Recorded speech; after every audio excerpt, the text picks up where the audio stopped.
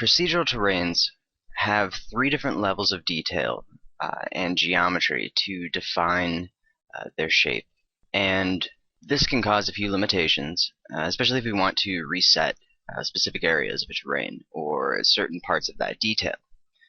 Let's start out just by taking a look at these three different layers and exactly what part of the terrain they control. And then we can also take a look at how we can separate them in order to be able to reset the data or work on it individually.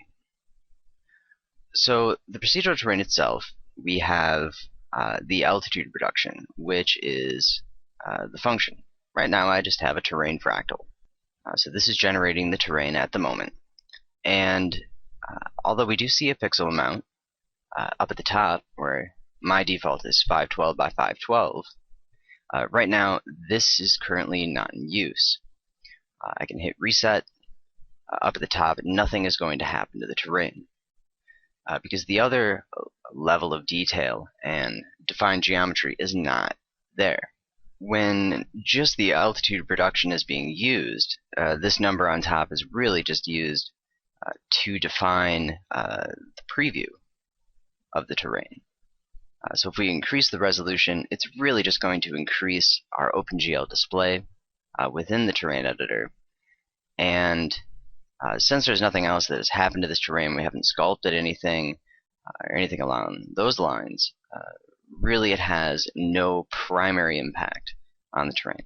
So I can reduce the overall resolution and it will not affect the terrain. I could even bring it down to 64 by 64, where right now it doesn't look very good, but once closing out the editor and we take a look in the scene, all the detail is still there, and also at render time. So that procedural terrain is defined by the altitude reduction. Now, that doesn't mean that this number or resolution is useless. It does have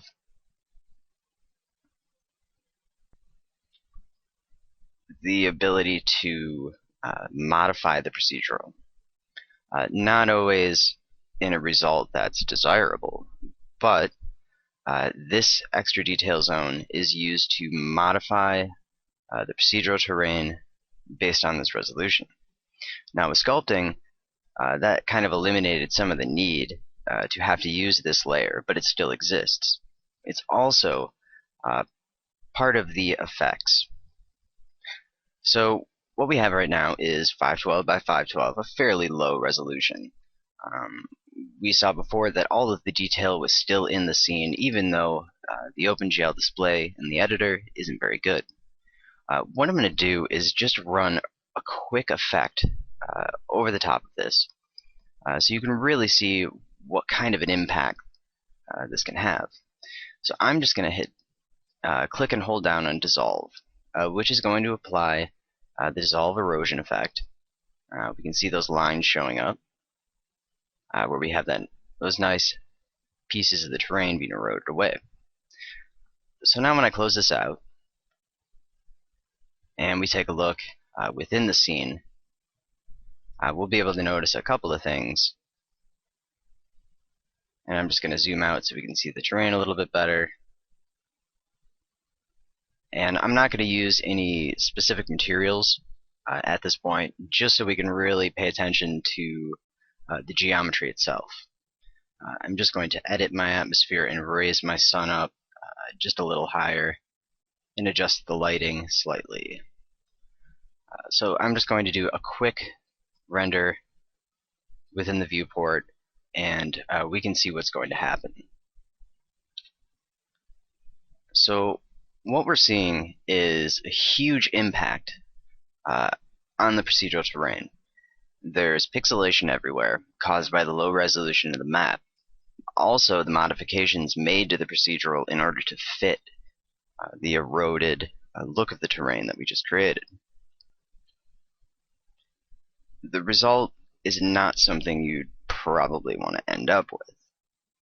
And really, there's no use in even having a procedural terrain if it's going to turn out like this. So if we edit the object Just right-click, Edit Object. Just in case you're having a problem double-clicking on the terrain to open the editor, sometimes, unless the mouse is positioned in a certain part of the screen, kind of around the gizmo, it may not open the editor. But this layer can be easily reset. First of all, if you want to see just what this modifying layer looks like, one thing you can do is modify this filter. I have a filter I could just load in, but I'll show you just how I made it. It's very easy. It's part of the no effect filter that's covered in other parts of the training.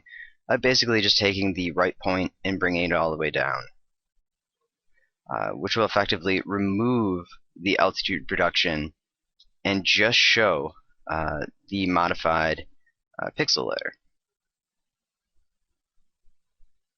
So we can see if we render this out, just that erosion effect as the primary part of the terrain. The fact that you can actually use the procedural apply effects to it and have sort of a standard layer from it can be useful sometimes, but not always. And that's really going to be something very specific, and you might not find yourself using it very often. But sometimes it can generate some pretty nice layers for you. So if I was to load in, I have this effect filter. I could just load in if I wanted to. Otherwise, I could right-click, reset the filter to bring it back to the way it was. So since we don't have any 3D geometry, nothing's been sculpted, if we want to get rid of this, we can just reset. So that's pretty easy, being able to remove that layer exclusively. If we did want to, say, export that layer out, now granted, once we've reset, I cannot undo the action. But if I hit just the X, close off the editor, not click OK, we're still going to have that layer.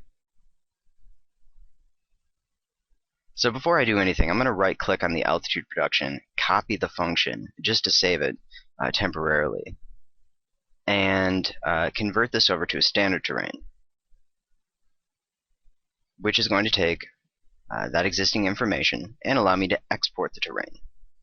I always suggest an image format for saving the standard terrains. It's going to give you the 512 by 512 pixels, or whatever amount your terrain resolution is at. That's for working in View to be able to still use the terrain editor for this file. If you plan on using this terrain in another application, then a 3D geometry format is typically going to work better. So that's one way we could extract and save out just this part of the terrain, this image. So we can cancel that, and now we're back to our procedural terrain.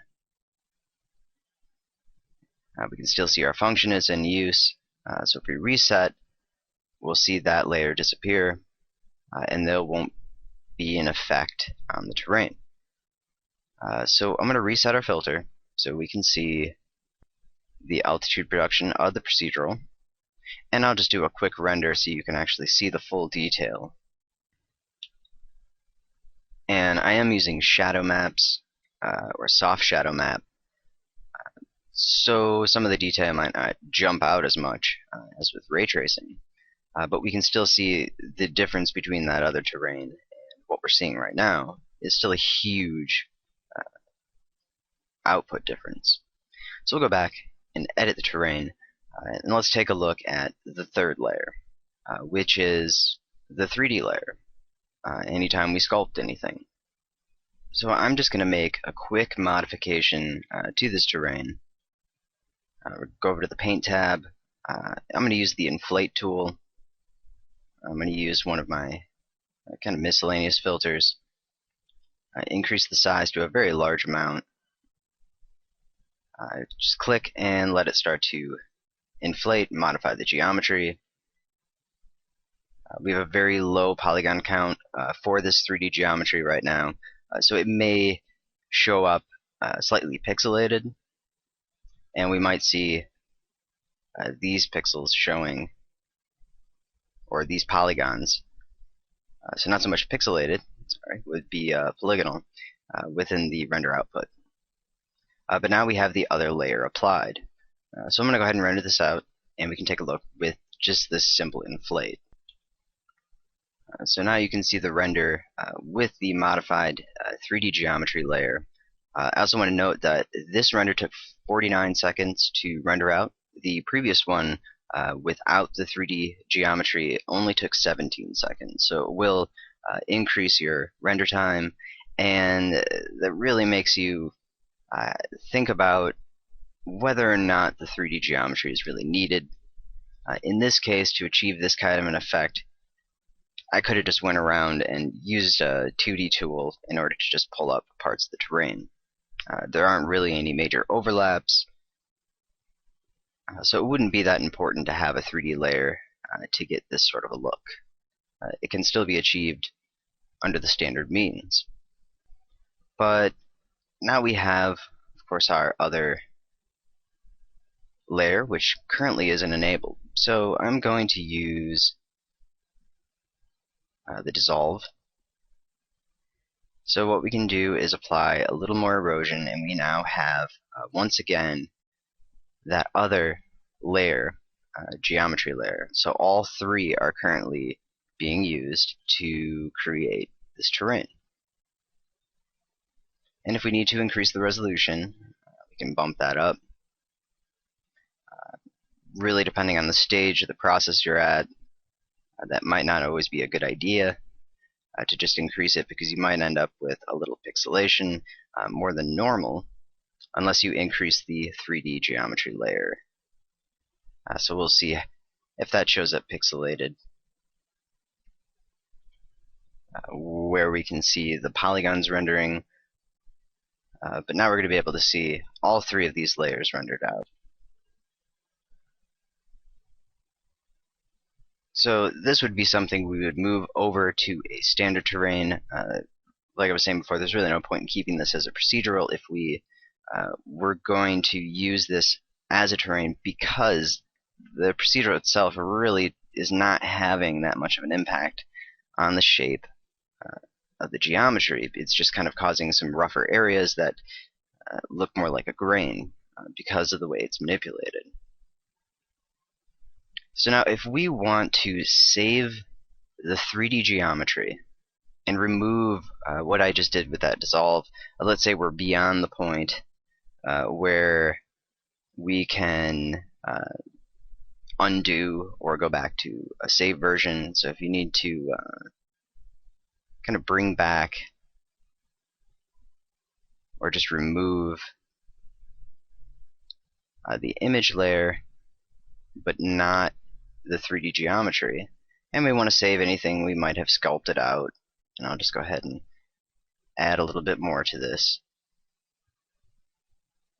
Well, we can't hit reset because what's going to happen is it's going to reset the 3D geometry and that modified layer from that effects filter. The procedural is running completely independently and has hardly any impact.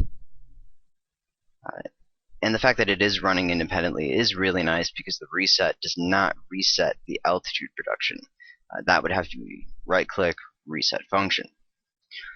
So I'm going to show you just how you can remove the two-dimensional pixel layer, which is the 1024 by 1024 pixels that we're seeing defined at the top, and remove just that. So what we can do is right-click on the altitude reduction. We're going to copy it. If this is really important to you, and I'm sure it would be, you're going to want to save out the function. So right-click, save the function, so that you can load it in. I'm just going to copy it, paste it back in, because I'm not too worried about losing it at this point. But you should definitely save the function, because you never know what's going to happen. View might crash. You can also save the terrain, if needed, in different stages. So to reset this, what we need to do is convert this to a standard terrain. But we don't want the altitude reduction from the procedural impacting this or modifying the sculpted geometry. So I am going to copy the function, reset the function, so there is no procedural affecting the terrain. And what we're seeing is the dissolved effect layer that's defined by the pixel amount on top, and then we can see the polygon amount caused by the sculpted areas of the terrain, and that's all we have in here. So what we can do is change this over to a standard terrain, which is going to preserve both layers, the sculpted geometry and that two-dimensional layer, or just the primary 2D sculpt and kind of the standard terrain base layer. So now we have a standard terrain with its two primary layers, the 2D either generated layer from the different presets on the left, anything you've painted with the 2D tools, and also any effects you've run. And then the 3D layer on top of that. Well, what we can do is use the filter altitude. This will allow us to remove the 2D geometry and flatten it out, or you can also export it and still have that image saved out, so you could export the image if we wanted to, and then even load that into the procedural terrain to add a modifying layer based on itself. And once again, if we hit reset, we're going to lose the 3D layer. So we need to separate it. So we're going to go up at the top to filter altitudes. We can edit the filter, pull down that right point all the way down to the bottom. The only problem with doing a complete subtraction is it may not preserve enough of the 3D geometry. So we'll preview. The first thing we'll see is an error, the edge pixel problem. The next is we do have a good blend overall, or enough of the 3D geometry high enough where it's not falling below the clipping plane, where we should be able to restore that procedural pretty effectively. But I do want to instead modify this altitude filter and set our amounts to -0.5. And now we can double click to add another point. And it does look like I just ran into one of the filter problems I've seen before.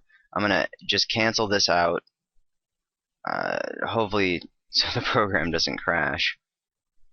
And it might have been caused just by the terrain editor overlapping the viewable area of the monitor, at least the monitor I'm recording on at the moment. So this might just be a dual monitor problem, or the fact that I'm recording the screen. Let's go back, edit the filter. I'm going to double click to create that other point first. We're going to move it over on the left, take the YG coordinate -0.5, and then go on to the right point and set it to -0.5. Click OK, hit preview, and we're still going to have that subtraction problem. I'm going to go ahead and just really quick and see if setting it to 0 will allow me to remove that without having to use anything else, any other method. And you might find that you do need to raise or lower the overall terrain in order to get an exact match with the procedural. But this is really going to be the best way to reset just that 2D layer without affecting the 3D geometry. So I'm going to click OK to apply that. The main thing is, if we take a look, I can use the glaciation filter to remove that outer edge. The only problem is the possibility of enabling that 2D layer once again, which for the most part, once it's been, or anything has been defined, it's kind of hard to remove that and completely reset that data, but it shouldn't really have an impact on the final output, the render, and we should be able to get away with that. So once again, the glaciation filter will remove those outer edge pixels when you run into that problem. And that's something that shows up whenever you're taking a procedural and just directly converting it over to a standard terrain. So now that we have that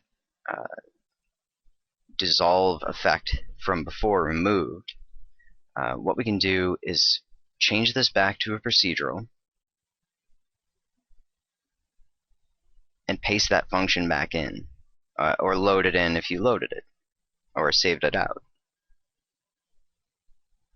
So what we're seeing is something a little bit different, primarily because I filtered the altitude probably too high. So I'm just going to just reset that again. We're going to go back to the standard terrain. Sometimes you can hit equalize, and that will help. But I'm going to filter the altitude, bringing that right point all the way down.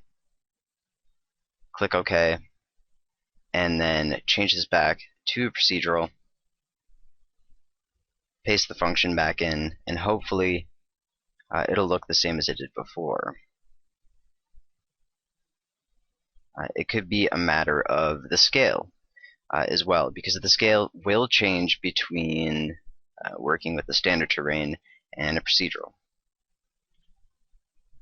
One thing that could be done, if we edit the filter, create a key point, and set that to 0, we might be able to just kind of bring in the altitude reduction a little bit higher. Looks like that might not work. We could also do an opposite, kind of bring down the right side so that the output isn't so high. Sometimes this will help and work, sometimes it won't. And every terrain is going to be different because the overall extension amount, or the scale, the z-scale, is recalculated constantly. And it's really not something that stays definable, and it also doesn't work as a graph output correctly anyway. So let's take a look. We can see that the scale has changed, and mainly it's just a huge scale difference between the sculpted geometry and now the altitude reduction. So this is more than likely just due to the order in which this process was done, and probably because I reset the procedural. I'm going to undo these operations, go back and edit the object, and now we have exactly what we had before, although one thing you may notice is that 3D geometry is now gone. It looks like I just did one too many undos. So we do need to be able to see that geometry in order to know this is properly working. So we'll go back.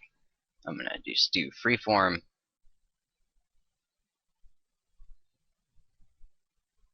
Pull some of these areas out, switch to the sculpt,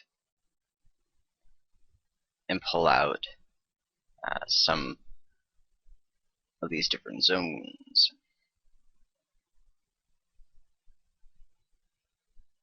Okay, so this time, instead of resetting the procedural, I'm just going to copy the function, change this to a standard terrain, go to the altitude filter, and filter the altitude, taking that right point, bringing it all the way down, clicking OK. Right now I'm not going to worry about using the glaciation filter to remove the edge pixel as of yet. If it turns out to not work, then maybe I'll give it a try. But first, let's go ahead, convert back to a procedural, which looks like it has removed the edge pixel because it only existed within that standard terrain, and I should be able to now paste the function back on, just removing that 2D layer. And there we go. Now we have the procedural terrain with just the 3D layer, and we should be able to see a better looking terrain and not have to worry about that diffuse erosion that was applied. So we can once again see the detail of the procedural. You can also very easily see the pixels generated by the 3D sculpt. And that's because I really brought some of these areas out more than I did before. Really pulled it out. And there's just not enough geometry in the 3D layer to do this kind of a sculpt. It's also not the best of process for a 3D terrain. But just to demonstrate that the information is still there, and we can really clearly see this stretched out area, which is why that was happening. So I would want to smooth that out and instead modify this geometry, kind of pull it to the side if I was going to do that. So if we need to just increase the 3D geometry, now because I don't have anything that this main pixel amount, the 1024 by 1024, is controlling, I can go ahead and reduce that amount 256 by 256, and I'm going to go ahead and just take a look at another render really quick, and we can see if that effect is still showing up and whether or not we need to divide the geometry further. So the area I smoothed looks better, but there's still some issues other parts of the terrain. So if I did want to increase this resolution for this terrain, although this is not a proper sculpt, there are much better ways of doing this, of course. What I'm going to do is just load in my no effect filter, grab the freeform tool, change the size down to a point where I'm going to be able to divide the geometry, and of course not actually impacting the terrain. Turn off the airbrush, and I can see where the center is. Go around to divide all of the geometry equally to prevent any sort of tearing.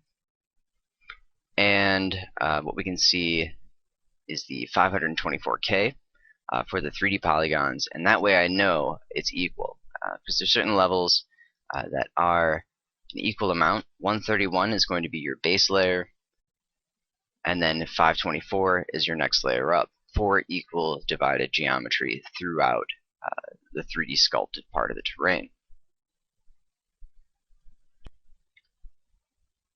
So it does look a little better, but I can still see some of those polygons, especially in the back.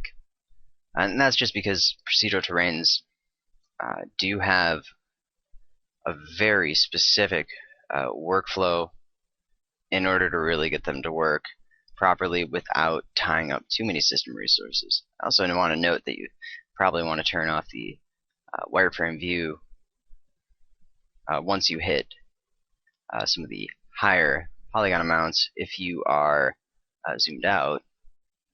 Once you get closer, it's a little easier to manage, but when you're really far out, you will notice a bit of system lag, depending on how well your video card can handle anti-aliasing all of those different wireframe polygons. So it's just easier to turn it off. That way, if you're working with a really huge terrain, very high amount, and you start out zoomed out very far, you don't have to wait for the system to respond. So since we increase the geometry, sometimes with a procedural terrain, you can even smooth it out just by changing the pixel amount of that behind layer, even though it shouldn't be impacting the terrain. The fact that we did originally paint before on it, and then even after the reset, it might have triggered the fact that that geometry is there, or that modifying layer. So if you need to increase that behind layer to a higher amount, go ahead and bring it up to 2048 by 2048, which is not dividing the 3D geometry, and will stay separate from that layer. Just that completely flat layer that should hopefully have no effect on the terrain itself. And this hasn't completely finished rendering, but I can tell that it looks exactly the same as it did before. All I really ended up doing there was increasing the polygon count for no reason. So that at least confirms the fact that the filter dropping down and just removing that altitude, the 2D effect layer, didn't modify the procedural.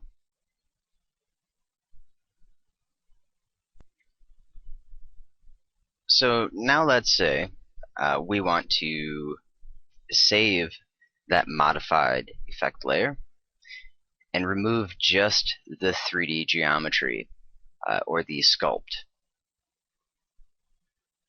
Now there's no current way to just reset that 3D geometry without also removing the 2D layer. So what we can do is very similar to the other process. And I'm going to start by, of course, making something using the different filters in order to subtract these areas. We can also see, because of the way this was sculpted, that we have different areas of effect across the terrain, and that it is really heavily subtracting from some areas that it may not normally subtract from. So it's also a good way to use procedurals in order to create a standard terrain, kind of going back and forth. At the moment, for 3D geometry, a standard terrain might be the most efficient. So ending up at that point can be productive and work a little bit easier. We can also see that really subtracting from here, and of course the 3D geometry is not going to be modified. So anything we change here, we can go ahead and sharpen that layer if we need to, so we can see it a little bit better. Just using some of the different effects, going dissolve, alluvium, sharpening it. So now we have a 2D layer back, along with 3D, and then the procedural. Okay, so now we can see what the terrain currently looks like with all three of those layers back in effect. So let's go ahead and just reset the sculpted geometry and preserve the dissolve layer, effect layer we just created, and then also still making it a procedural terrain with the altitude reduction. So if you want to modify or save just that effect layer and not with the impact of the altitude reduction, then you'll of course want to reset the function first. Otherwise, keep it in effect so that you can save out the current geometry that you're seeing without the sculpted leaving that out, because that will not be saved with what we're doing, because the whole point is to reset it and just get this back. So what we can do is copy the altitude reduction function or save it out. Just using copy for a little bit quicker, and switch this over to a standard terrain, just as before. And what we can do is export the terrain. Now we do need to use an image format, because the 3D format will export the 3D geometry with it, but we're not really going to be able to bring it back into view into the terrain editor anyway. If we export it as a 3D geometry, as an image, we do have the ability to bring that back fairly easily.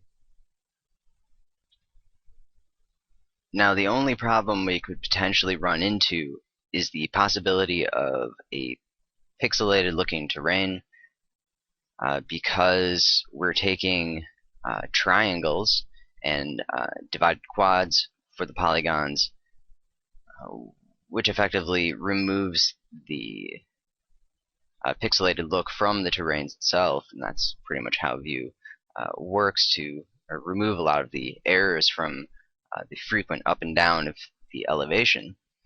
Once we bring this back in, there is a possibility that we're going to see those pixels. So what I suggest doing, if possible, because there is a limitation on size of the terrains, double the terrain resolution,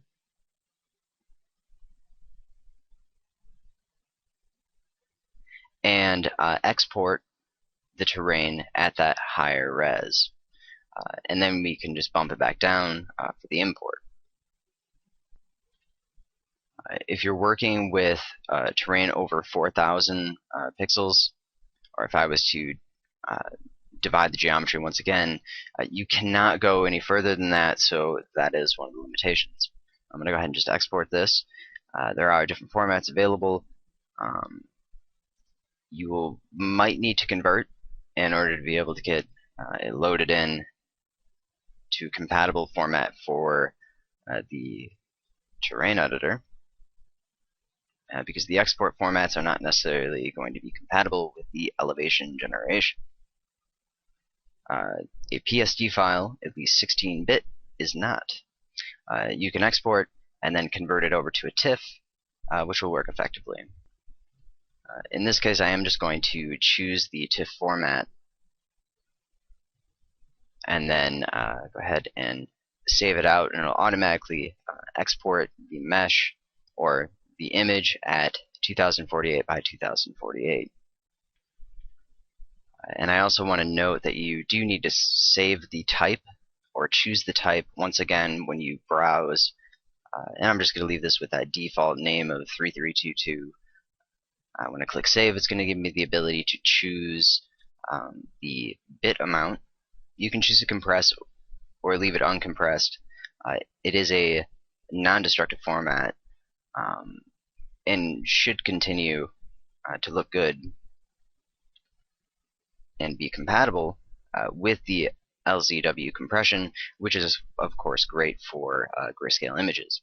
I'm going to choose 16-bit, click OK, and I just want to make sure that this format is compatible. So in order for you to check for that, we can go to the picture, which allows you to load in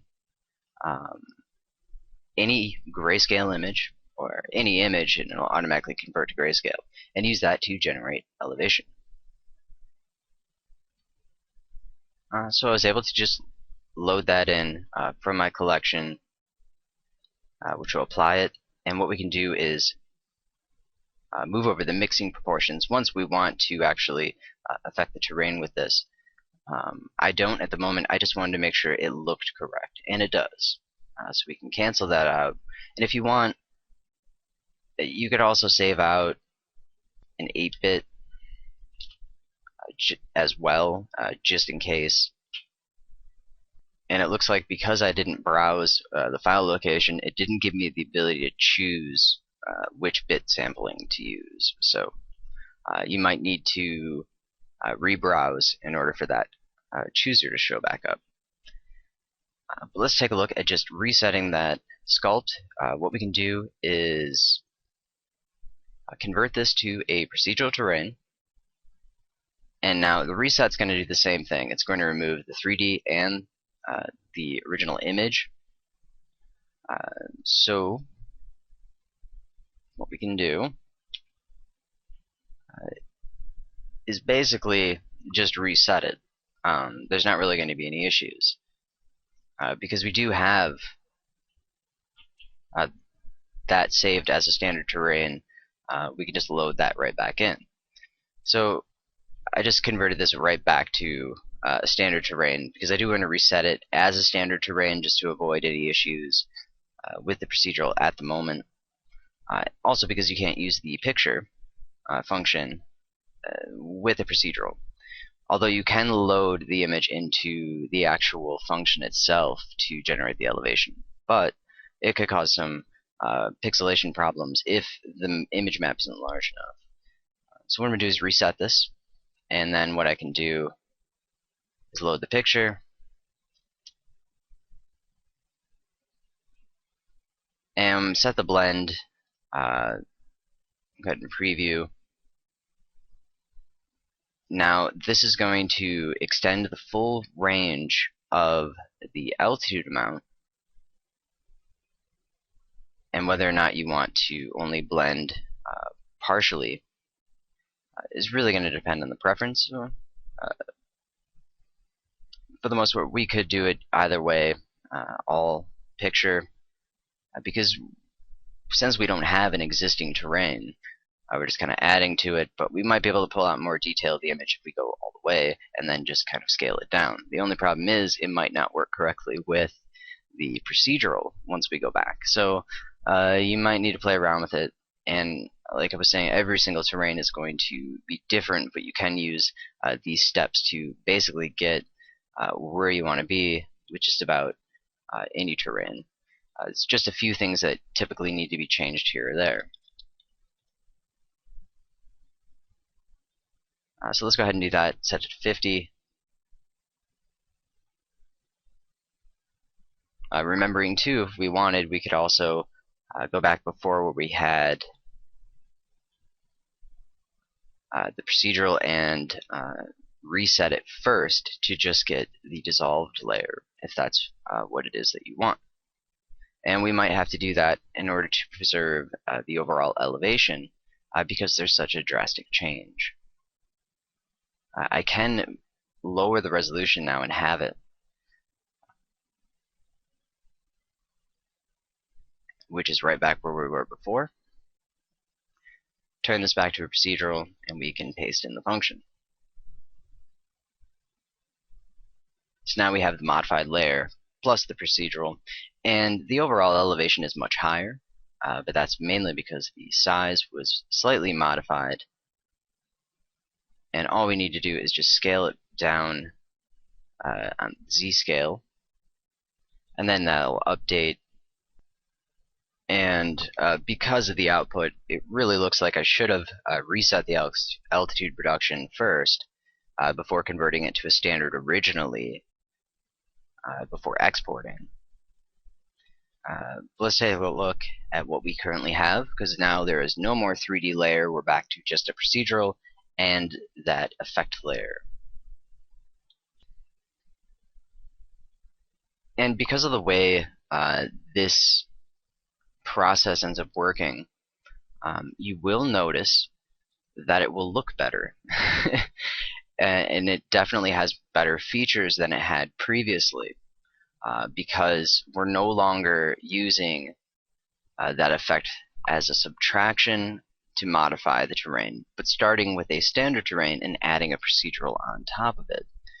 So it can, in fact, be a good way to,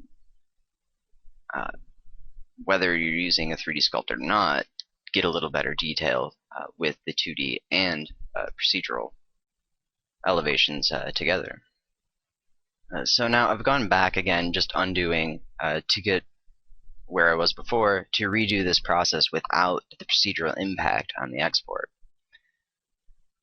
Just because it is good to have different variations and really see the blend and which layer is causing what, because in actuality that 2D layer that we exported contained the procedural, and we might not really want that. And to preserve the actual or the current geometry, we wouldn't have that in effect. So what I want to do is basically the same process, just we can copy it and reset the function.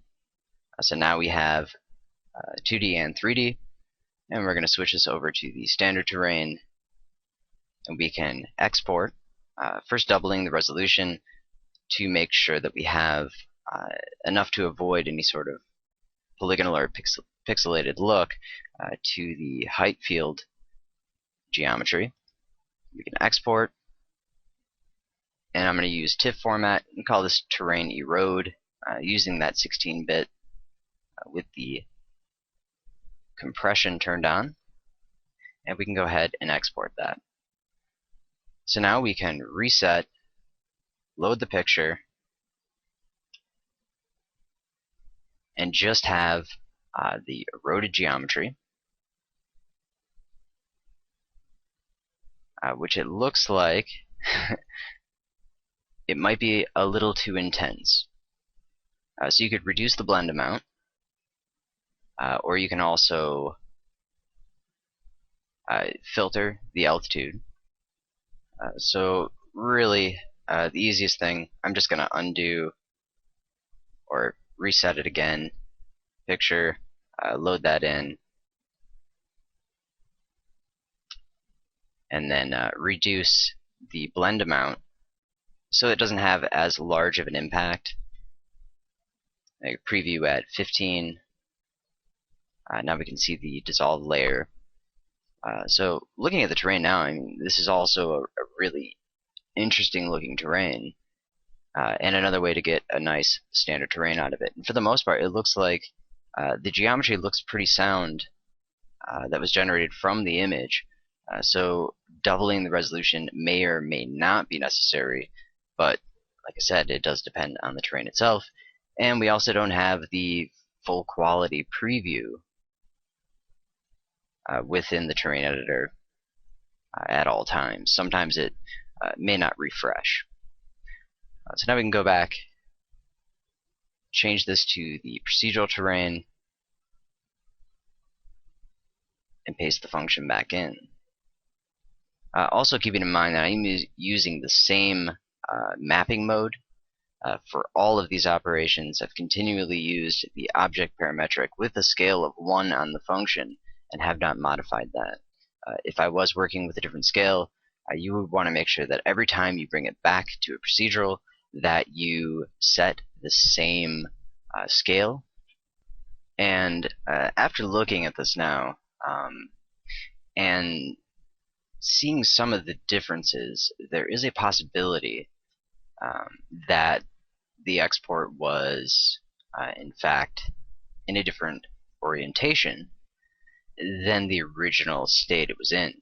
So loading it in, it looks like possibly it should be aligned differently, so might need to modify that image, rotating it to get it to match in order for it to be an exact match, because it does look a little different, and View is known to flip things around occasionally. But whether or not this needs to be moved around, you can still see that overall we have a pretty decent blend. Of course, I still think that the original standard terrain that we had when we brought the image back in is probably too intense. It may not match up correctly to the procedural. One thing we may need to do is increase the intensity of the procedural, or adjust the output amount to go over some of the existing geometry. Just kind of some different ways to break down the terrains and really see the different levels. Also, it can help with diagnosing problems, being able to just break it down and look at individual parts. Of course, it gives you other techniques and flexibility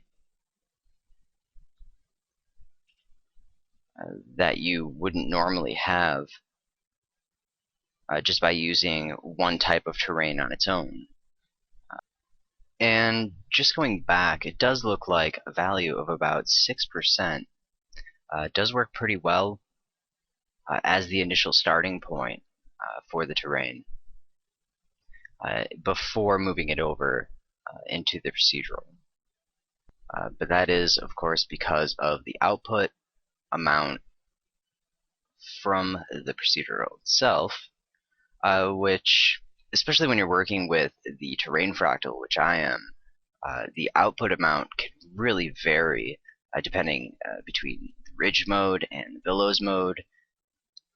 Also just the overall gain amounts, because the terrain fractal is a little different than other fractals, and it can sometimes reverse itself or go quite a bit below 0, and most of the terrain sometimes existing between 0 and -1.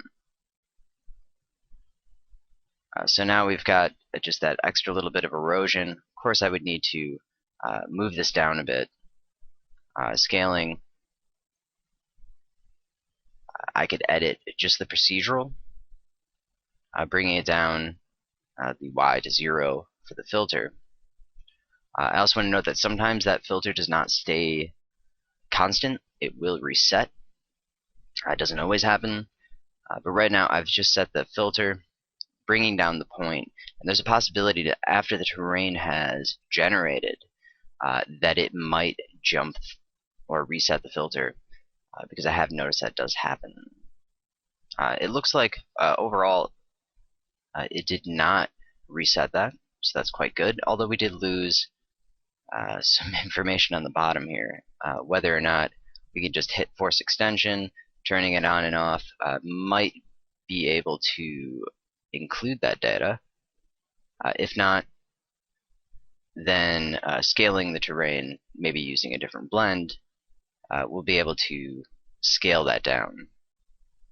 So there are different ways to, of course, apply these different techniques and separate all the information. But it does look as if just turning the force extension on and off did properly calculate the terrain.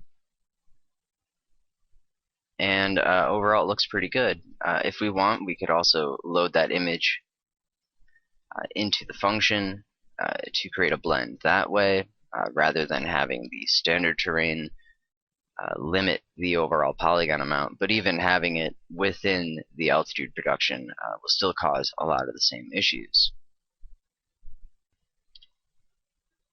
And now the last thing I just want to show is how you can reset the 3D layer of a standard terrain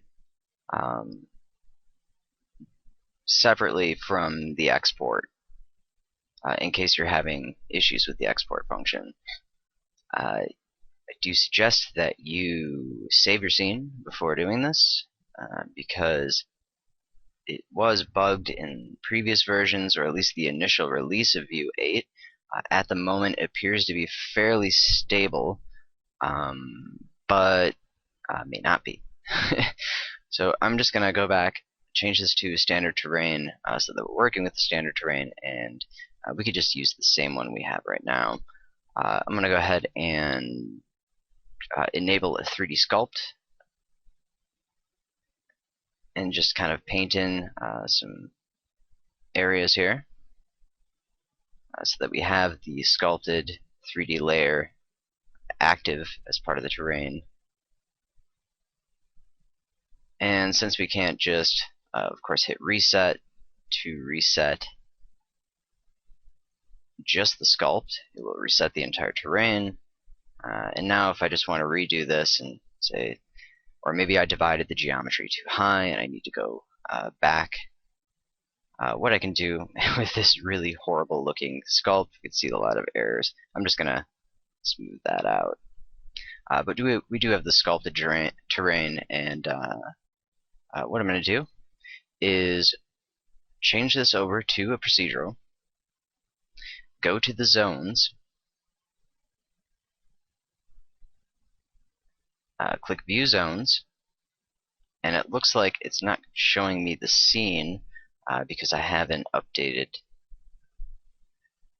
the entire scene.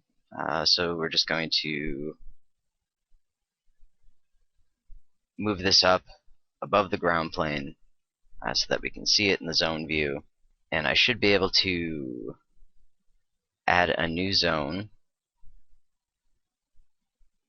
trying to get as close as possible, and I'm going to delete the entire terrain zone, turn off View Zones. I'm going to go ahead and click OK. We can go back. We can still see that we have that 3D layer.